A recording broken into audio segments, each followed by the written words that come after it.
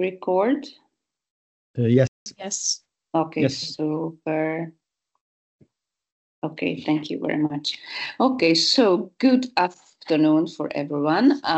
This is our celebration for the International Day of Human Rights.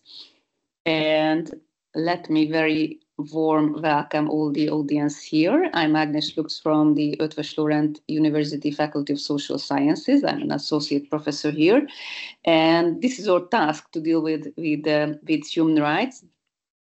And that's why we organize absolutely sure a fantastic event with Ambassador István Lakatos, and we are very happy that he can join us because he's really an insider from the UN, from the human rights perspective, from the diplomacy, and I'm not here alone because I invited two wonderful students to join this webinar on behalf of the organizing committee, let's say.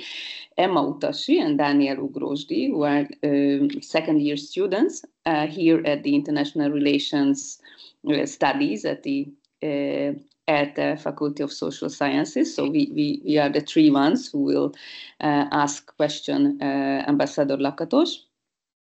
And before we start, just as an introduction, that Dr. Lakatos also is a lawyer and also has an MA in International Relations from the Budapest Institute for Graduate International Diplomatic Studies, and he's a real diplomat since 1993, and he served 2 terms in Geneva at the Hungarian UN mission and as a deputy permanent observer of the Council of Europe to the UN office in Geneva as well.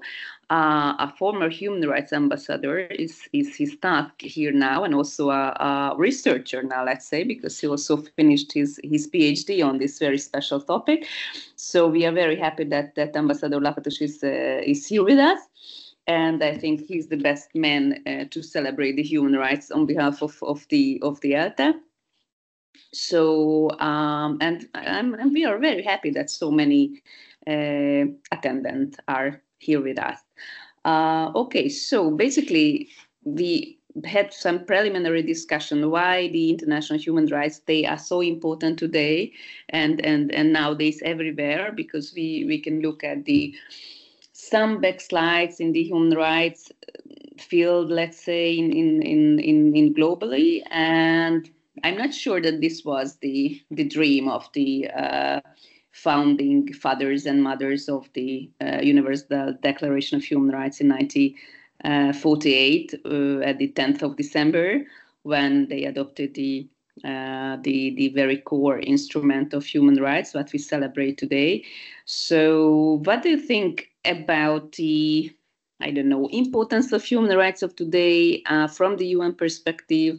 Why was an issue to deal with the human rights at the international level after the Second World War? So let's start from the beginning, and then we can go into details. Thank you very much, Ágnes, and thank you very much. I'm really honored that you are representing the Human Rights Day by the conversation with me. It's really an honor, especially that I studied at the ELTE, so it's actually my alma mater, so it's a special privilege for me. So actually, after, even before the drafting of the UN Charter, there was a huge discussion whether human rights should have an important role or should be something just as a side fact. And in 1944, when the Dumbarton Oaks Conference outcome document, which was actually the draft of the UN Charter, there were very high hopes that human rights will have a very important role in this document, but it didn't happen. Because mainly the Russian and British delegation refused anything more than just incidental references to human rights. At that time, the focus was to determine the relations between the large and small states, and also to govern the representation and voting rights in the different bodies. But at that time, President Roosevelt asked foreign affairs experts to serve the U.S. State Department delegation during the San Francisco drafting conference. And because of his request, 42 American NGOs actually sent a consultant to the U.S. delegation. And one of them also asked Sir Lauterpacht, the well-known British scholar, to prepare a study on the International Bill of Rights of Man. That was it was politically not correct right now, but that was at that time the title. And then there was a declaration signed by 1,300 distinguished American lawyer and NGOs, human rights activists, calling for an international bill of rights. So there was already starting a push towards the US government that human rights should have a much more important role in the organization's life. And a small group also prepared a memorandum to the US delegation with 4 specific proposals. One was that adding human rights as a purpose of the World Organization. The second one is adding respect for human rights to the principles section of the Charter. The third one is adding human rights to the functions of the General Assembly. And the fourth one is to ensure that the Commission on Human Rights should be mentioned in the Charter. And then, because of this lobbying efforts, Washington started to reach an agreement with the big four at that time. It was the Britain, the Soviet Union, and China. So France was not included at that time among the most influential members of the future organization. And they managed to have an agreement that to make amendments to the Charter which actually met these 4 conditions. So actually the way that this happened, it was a result of a very active civil society advocacy. And despite the fact that the UN Charter shouldn't be considered or cannot be considered as a real human rights focused document, it's, I think, quite interesting that already 8 provisions of the Charter contains a specific reference to human rights, and you have indirect references also to human rights issues. So first, for example, among the purposes of the UN, it says that to achieve international cooperation in promoting and encouraging respect for human rights and for fundamental freedoms for all, without distinction as to race, sex, language, or religion. And also, as I mentioned, the functions and powers of the UN General Assembly, you can see that shall initiate studies and make recommendations for the purpose of assisting in the realization of human rights and fundamental freedoms for all without distinction to race, sex, language, and religion. But from the practical point of view, the most important reference to human rights can be found in Article 68 of the UN Charter, which actually says that the ECOSOC had an authority to set up commissions for the promotion of human rights. Based upon this article, the Commission on Human Rights was set up in 1946. So that was actually probably the most important charter reference to human rights, because it had a very practical follow-up decision by the establishment of the Commission on Human Rights, which originally wanted to be commissioned just by individuals who would serve in their individual capacity as members of the Commission. But then member states saw that maybe it's better to control these individuals, so let's make it as a member, as an intergovernmental organization or body, and then states should be represented there. And then, besides these 8 references to human rights, which are mostly promotional and not protection related articles, there was also Article 8, which says that the UN shall place no restriction on the eligibility of men and women to participate in any capacity and under conditions of equality. So actually, that was the first article ensures the principle of non-discrimination as to sex in the whole post-world war context. And I think that one of the most significant aspects of this human rights references was that it internationalized the issue, and however, it remained in the domestic jurisdiction of states. So that was obvious because of the other articles in the Charter. So it said that these issues are in the domestic application, but states can promote the observance of human rights. But of course, it was very significant that there was no definition of human rights can be found in the Charter, which made it impossible to implement it.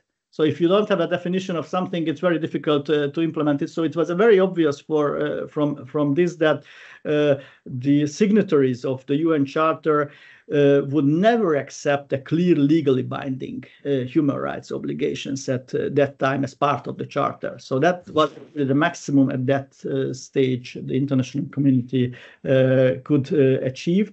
But I think by these references, the founders of the Charter, they laid down the foundation of international cooperation in the field of human rights. And also, it was at that time, as I mentioned, it was obvious that the supremacy of state sovereignty was something which was obvious for all the signatories.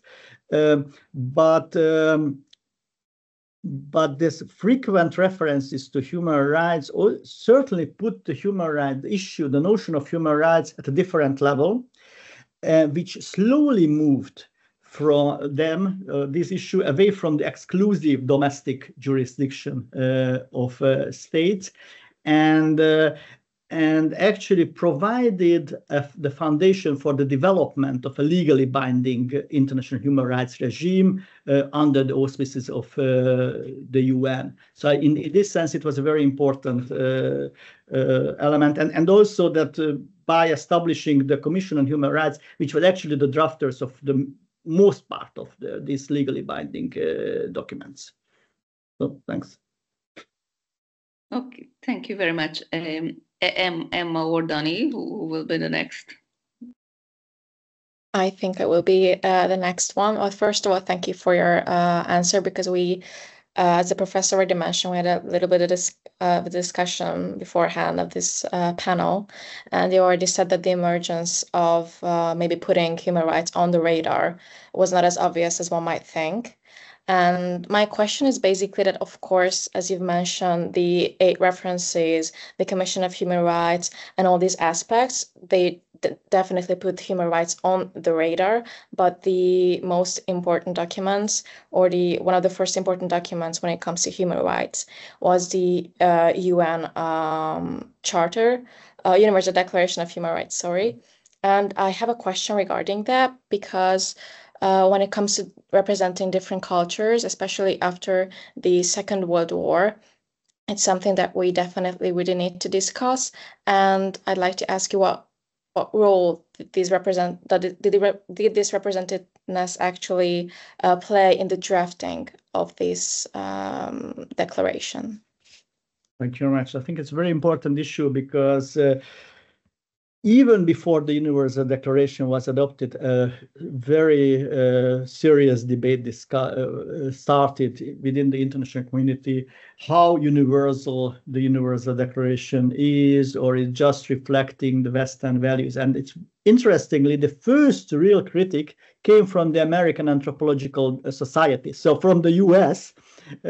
And these anthropologists said that, or argued, that values and standards are relative to the culture from which they derive. So that was their position, which we would now consider as a cultural relativist position. And they also sent a letter to the UN stating that the declaration shouldn't be a statement of rights which are just reflecting Western values, because it would be detrimental to the whole world. And also, if we put, there are four major arguments what you can find that those who are challenging the Universal Declaration, and they are saying that it was drafted by cosmopolitan individuals who has a very privileged situation within their society. So certainly their views cannot or are not reflecting the real concerns of the ordinary people of that society. The second critique was that the declaration only reflected Western values, emphasizing the individual and forgetting about families and social groups, which are more important in other parts of the world. The third critique was that governments will not accept international norms if they consider them to be conflict with their local practices and cultural rules. So consequently, they won't let international human rights regime dictate them how to use their local practices. And the fourth critique was that certain rights like the private ownership or marriage or religious freedom cannot be reconciled with the traditional practices of norms of non-Western societies. So it will be interpreted by these countries as a Western cultural imperialism. So in response to these critics, the universalists, so those who were supportive of the whole charter, they admitted that the large part of the population of the world was not representing during the drafting of the Universal Declaration because of the war and because of colonialism. But if you take a look at who were actually present in the drafting of the Universal Declaration, you will find four important independent experts: Peng Chung Chang from China, Charles Malik from Lebanon, Carlos Romulo from the Philippines, and Hernan Santa from Chile, who were very important members of the drafting committee and also members of the Commission on Human Rights. And although they had a Western education besides that, but they also knew the local traditions of their countries, so they managed to reconcile the Western and the non-Western traditions during the drafting exercise. And what is very important, it's not very well known, that in 1944, the American Law Institute issued a statement of essential human rights, which was a very important document drafted and influenced mainly by Latin American lawyers, which had a huge influence on the Universal Declaration. So indirectly, you can see that the Latin American influence was already very important. But besides that, you had the American Declaration on the Rights and Duties of Man, which was adopted 7 months before the Universal Declaration. So that was actually the first real human rights document adopted in 1948, at the beginning of 1948, by the Latin Americans. And it has also had a huge influence on the Universal Declaration. And what is also a significant part of the arguments of the Universalists, that if you take into consideration those suggestions, amendments, which came during the third committee discussion of the Universal Declaration, because first it was the Commission on Human Rights who discussed the Universal Declaration, then it went to New York for the UN General Assembly's third committee, which was dealing with human rights issues. And in this third committee, 1/3 of all the amendments came from 4 countries, from 4 non-Western countries, namely Cuba, Panama, Lebanon, and Egypt, which is also an interesting issue, that 1/3 of the amendments came from those countries. And especially if you look at this list, you wouldn't consider that they are the most pro-human rights countries nowadays. But Cuba was extremely positive in many human rights issues. So I'm always telling that the Cubans, if they would channel their creativity on the right way, it would be a very, very positive human rights country in many sense. So then also the universalists were very much on the position that the tensions between universal norms and local practices on private ownership, marriage, and things like that, it's not a zero-sum game. So actually these, they could contribute to the development of both. So if you have a discussion between those who are representing local cultures and those who are representing universal values, it can have actually a beneficial for both sides, because you will be more sensitive, taking into consideration certain local sensitivity, but also sometimes local practices can become more human by adopting certain universal values. And also what is very important is several national constitutions also drafted after the UDGR incorporated some of the provisions of the Universal Declaration. And so by now, of course, the prevailing view among international scholars is that the Universal Declaration is also part of the customary international law, although it was not adopted or as a legally binding document, but the principles of the Universal Declaration is part of the customary international law now. And what is extremely interesting that if you take the 58 countries who drafted the Universal Declaration, 20 of them were from Latin America. So actually Latin America was the biggest regional group within the whole UN at that time. 4 from Africa, 14 from Asia, which means that you have only 20 countries who belonged to the European and the Western world, including the socialist countries. So it's a very interesting thing that actually the Western countries represented a small majority, because there were 6 socialist countries. So actually you have 14 countries who belong to the Western bloc from the 58. And then the whole declaration was adopted with 8 abstentions. 6 came from the socialist countries. So Poland, Czechoslovakia, Yugoslavia, the Belarusian SSSR, the Ukrainian SSSR, Soviet Union. And the 2 other came from South Africa and Saudi Arabia. Of course, for South Africa, it was very difficult to reconcile the apartheid system with the Universal Declaration, so it was not a huge surprise. For Saudi Arabia, it's interesting because the Saudi ambassador was one of the most, if not the most influential ambassador at the beginning of the UN, Mr. Barodi, who was actually a Christian Saudi. So it was interesting that because of that, he was not part of the king's family, but he was a very influential diplomat.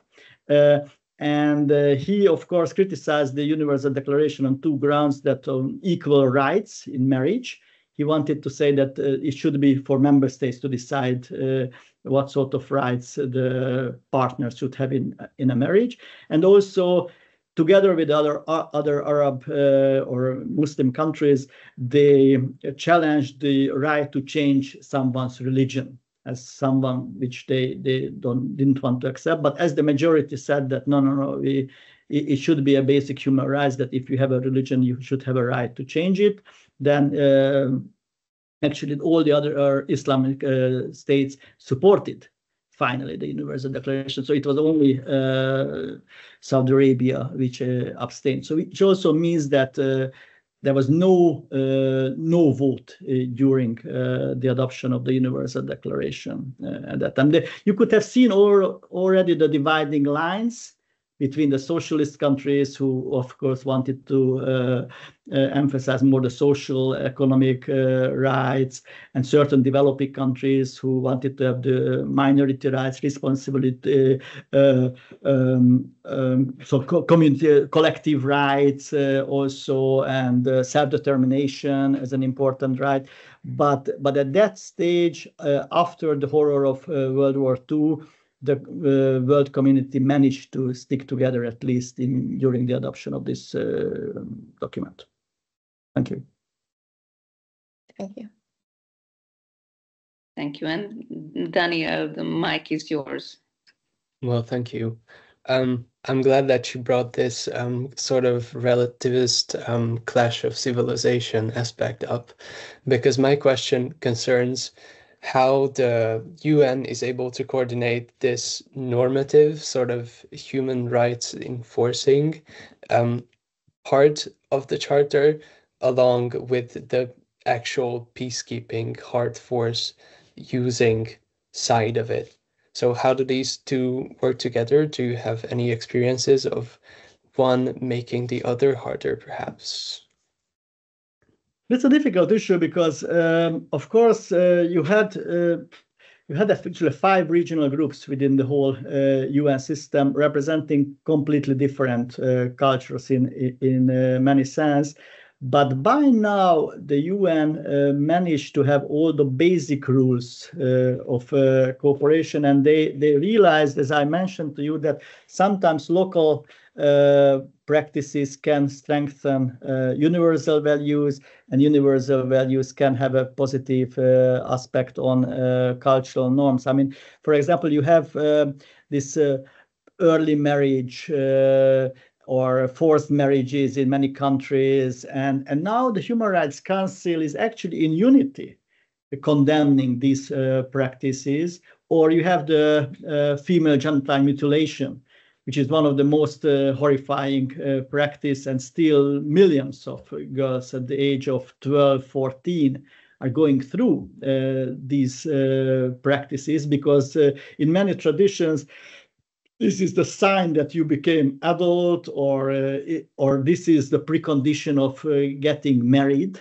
So actually, families are not really in the position to prevent their children from this horrible operation, and not very safe operation, because in the community, they are saying that if you're not going through this operation, you cannot go to a husband. You see, so you have a very strong pressure from the community, and that's when the international community can have a very, very strong and positive effect, that trying to explain that this is a very dangerous practice, and you may have to figure out a different ritual for the children, for these young girls, if you want to, which is symbolizing their maturity. And not having this operation, which is really dangerous. For so many thousands of girls died because of that sort of operation. So actually, you should have a permanent discussion between those who are representing universal values and those who are representing cultural values. And what is important, that if you go to the extreme, so extreme universalist or extreme cultural relativist position, this is extreme. This is very very much, I would say, detrimental to the cause of human rights. So you should have something in between the two. So the moderate positions are always, I think, those which are the most welcomed one. So if you are considering or taking into consideration local practices, but you are explaining the universal values at the same time. So I think this is there is a very thin road between being universal, being sufficiently universalist, but not too universalist, or not going to the cultural relativist side. And you have, you know, the UN already have an 80 years of history in this. So actually, it improved a lot. Interestingly, at the beginning of the UN, actually, it was the Western countries who were more cultural relativist because of their colonies, because they thought that, okay, in Belgium, we had fantastic rights. Everyone should have universal rights and right to, you know, freedom of assembly or speech or whatever, but not talking about my colony in Africa.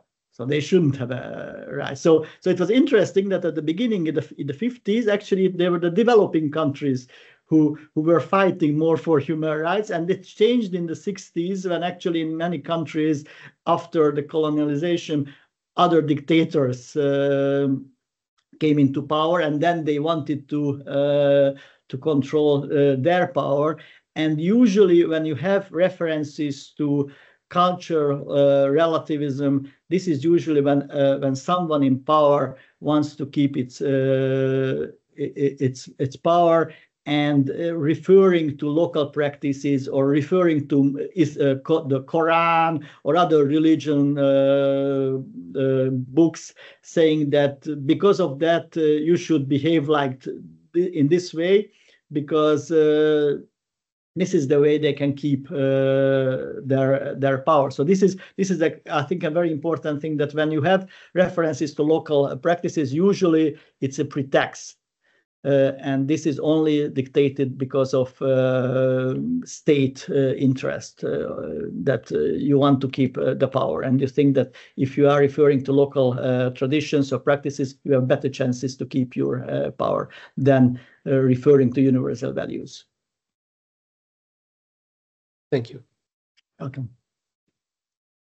I was thinking when I was listening to that, during the introduction, I just mentioned this backslide of human rights. So from this perspective, how do you see the dynamics at the international community, let's say? Because from the researcher side, or the human rights advocates, whatever, then we are seeing it as a backslide, like as a fact in many countries. But is it really working like this? So at the international community level, from the practice, from the diplomacy, do you see the same? What we are thinking, it's already a fact that about human rights. I think that probably the best period for human rights was in the 90s.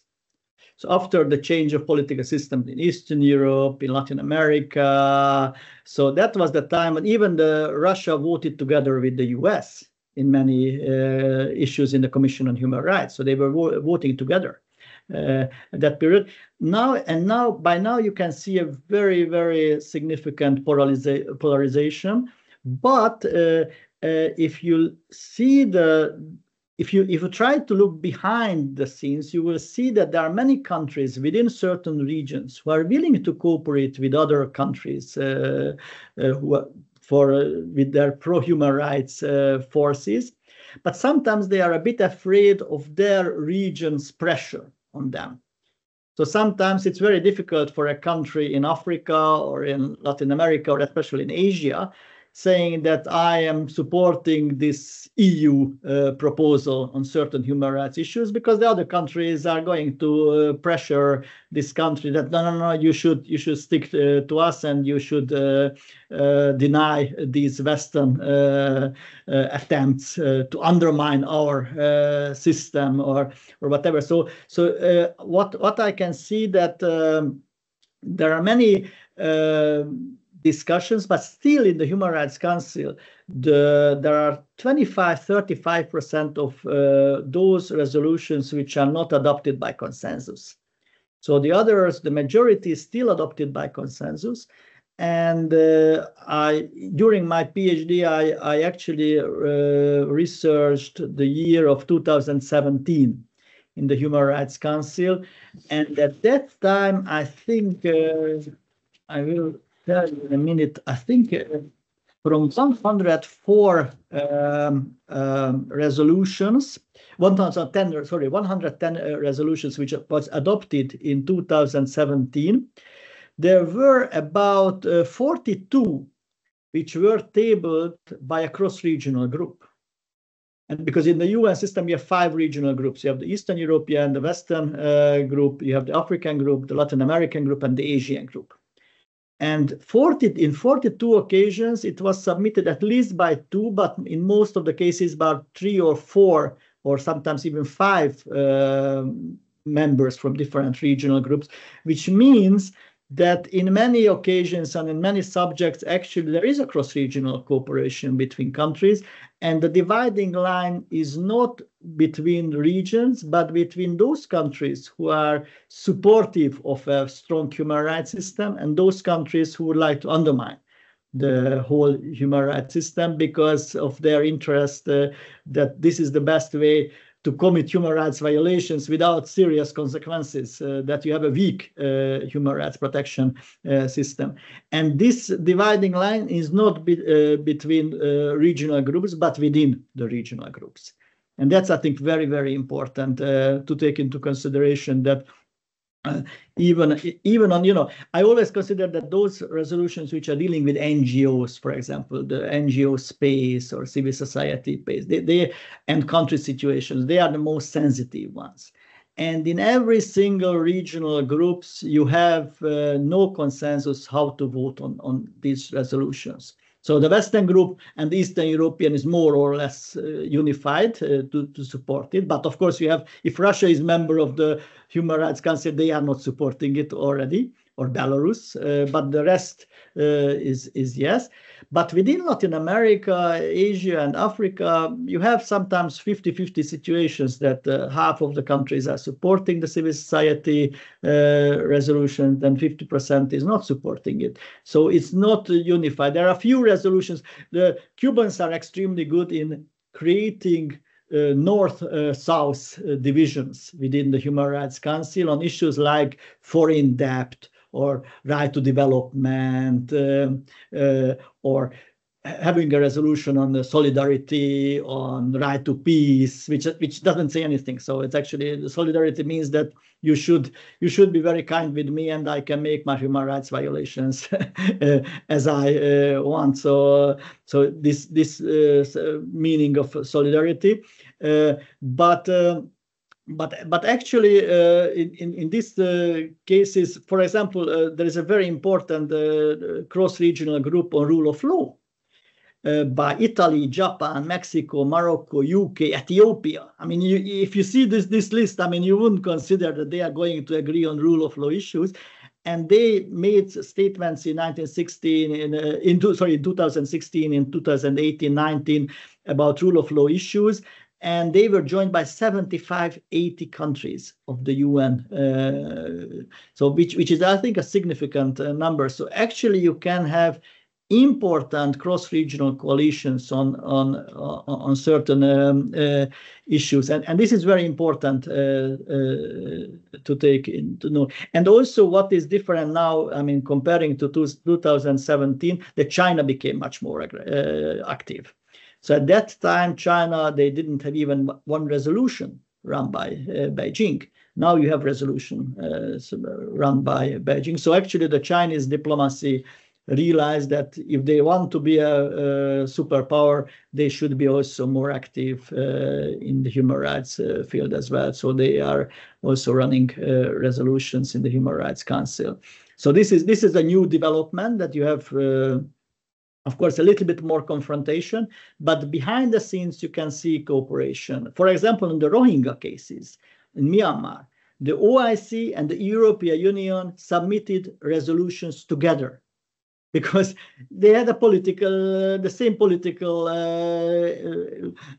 interest to protect the Rohingya minority in Myanmar. And they were able to cooperate without any problem. So actually, you have very strange cooperations within the UN system on certain issues. Thank you very much. I think that we can talk still on these issues, or maybe my colleagues' questions relate to this. So Emma, the mic is yours.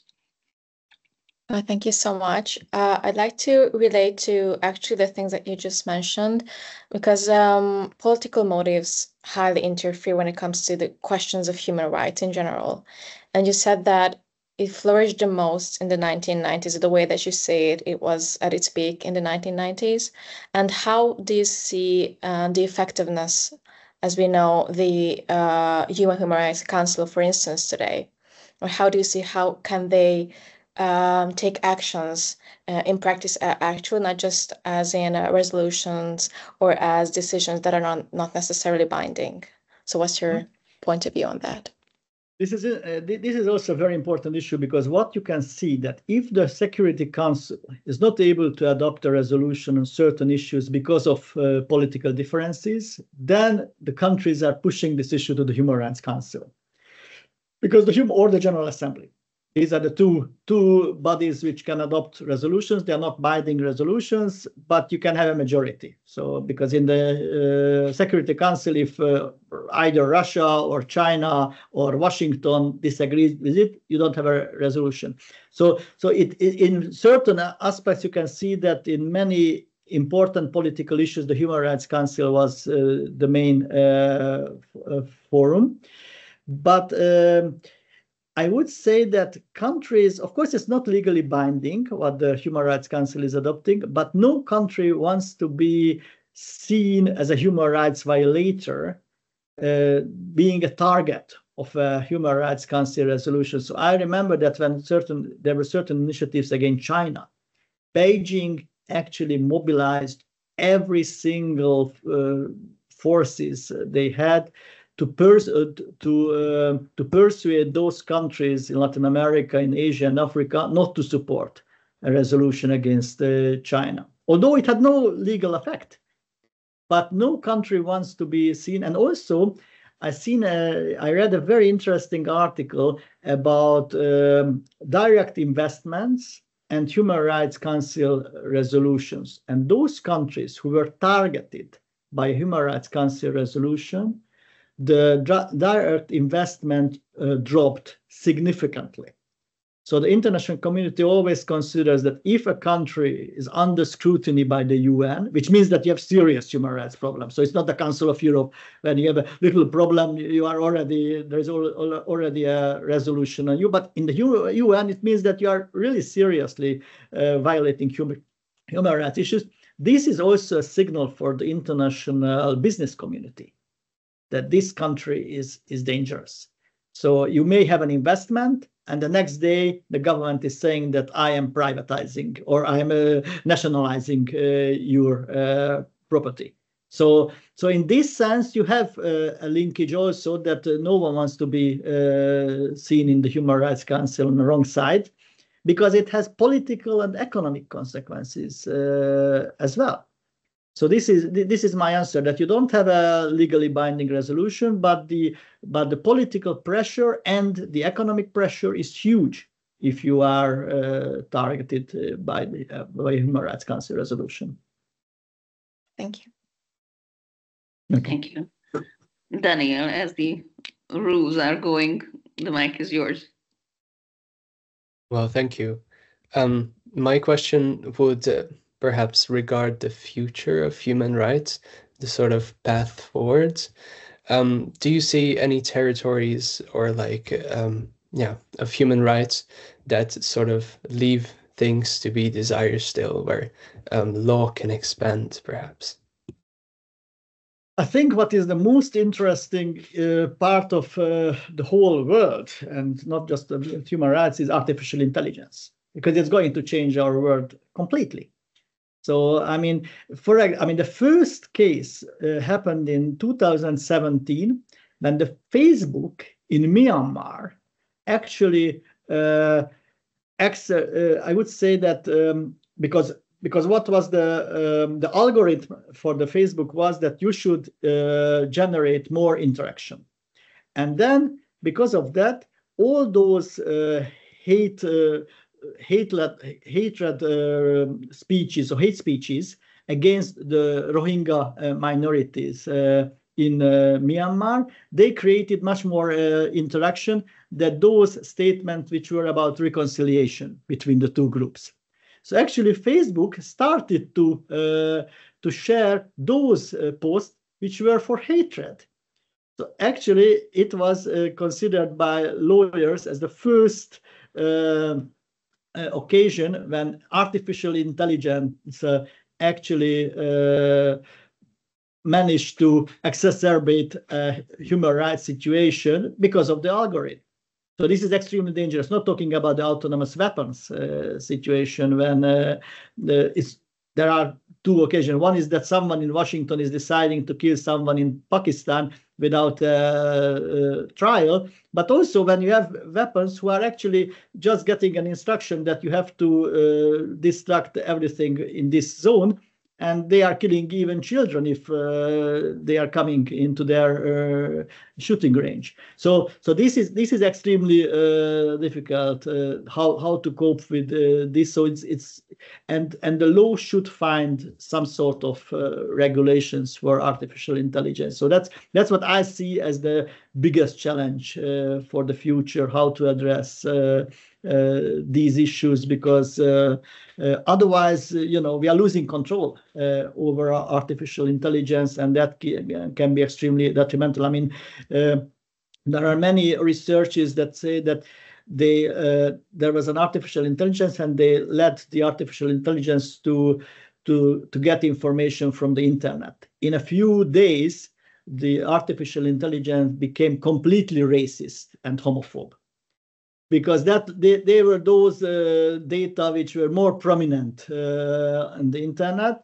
So if you're not controlling that, I mean, the artificial intelligence would have killed several people or nations because of the data they had. So that's why, as human beings, we should have a very important role how to regulate artificial intelligence, the use of artificial intelligence, because our responsibility is extremely huge in this sense, I think.